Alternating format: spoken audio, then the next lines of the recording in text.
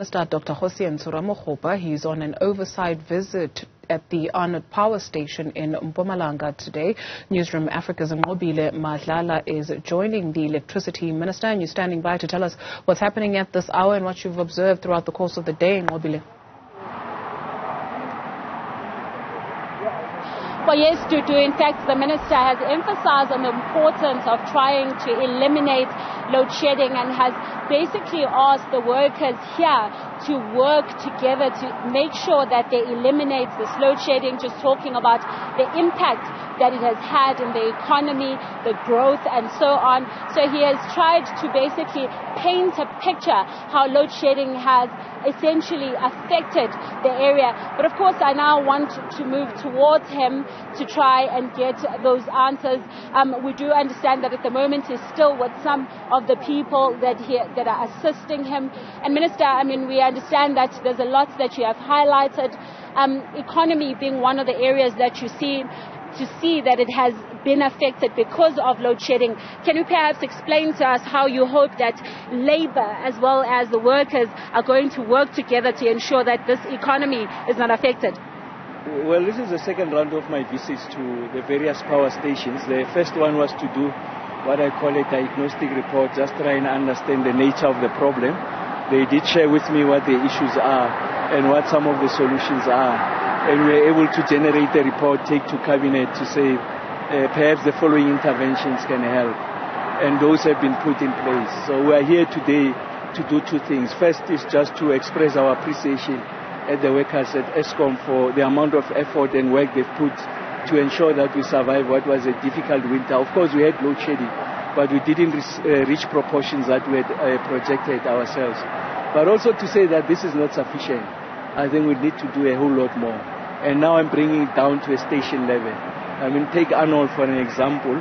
Its EAF, when I was here, was at 54%, and that has deteriorated to 48%. Although the overall EAF of Eskom has improved since I went to the power station. So for you to resolve the problem, you resolve it power station by power station, unit by unit. And I'm sure that the contribution of labor, the contribution of management is key to the resolution of this problem, including other efforts we are making on the new generation capacity. 48%, why has it deteriorated? Well, they've experienced a number of what they call boiler tube leaks. They've experienced about 8 of those. And the norm is that over a 12-month cycle, you should be experiencing 1. So you can see that it's more than what is the norm. And these are the kind of things that needs to receive attention. And that's why I'm saying it helps to be at the power station level to know the precise nature of the problem. Because when I give the updates on a weekly basis, I just give you the aggregate. But now I'm at the station level. Because if you take the Eskom aggregate, then it's hiding the fact that Arnot is performing below the average of the fleet of Eskom. So everyone must first aspire to perform above the average, and that then lifts the entire average. And once you do that, it means that there's less intensity of load shedding, reliability of the units come into play, and we're able to help the South African economy to recover and help the Minister of Finance to ensure that we are able to invest in the right places and the economy doesn't collapse.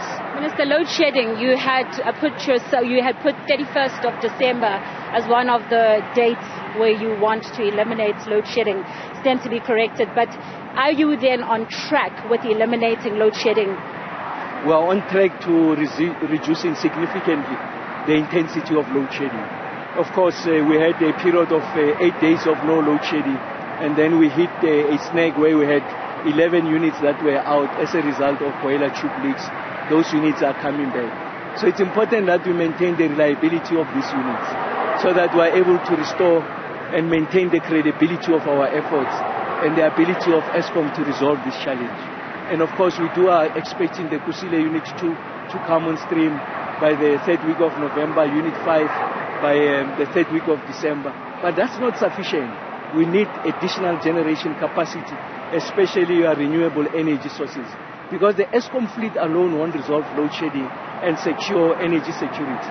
That's why we're investing a lot of effort and resources to ensure that we find a solution on the financing and the rollout of transmission.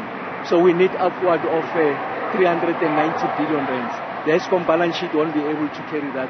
Like I said over the weekend on yesterday, that we are at an advanced stage taking a proposal to Cabinet to say this is how we think we can be able to tap into the liquidity that exists in the private sector, so that you don't just over-rely on these units that are aging. Arnot is 51 years of age. There's so much you can extract out of this aging plant. So you need additional generation sources, and those principally have to be renewables. But the renewables need transmission capacity, but the renewables also thrive on the existence of base load. Coal, nuclear, hydro are some of those that are important to the resolution of this problem. And that's why Arnot must make a contribution.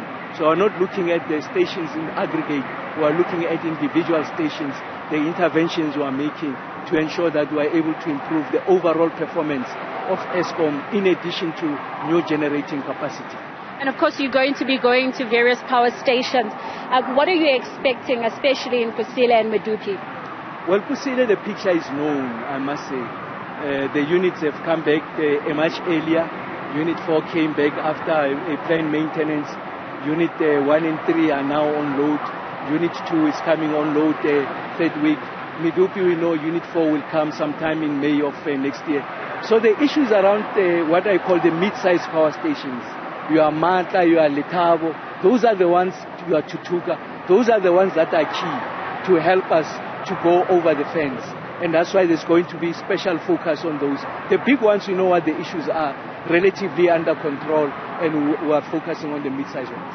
Thank you very much for speaking to us. Well, that is the Minister of Electricity and the Presidency, just highlighting that importance to do of how renewable energy is expected to also work with the kind of power that they have been creating, but also saying that this place specifically is underperforming, so they are asking that there be more efforts to ensure that there's an increase in performance so that they can go towards that goal of ending load shedding. But he's saying there's significant gains. Nqobile Madlala, thank you very much for that update.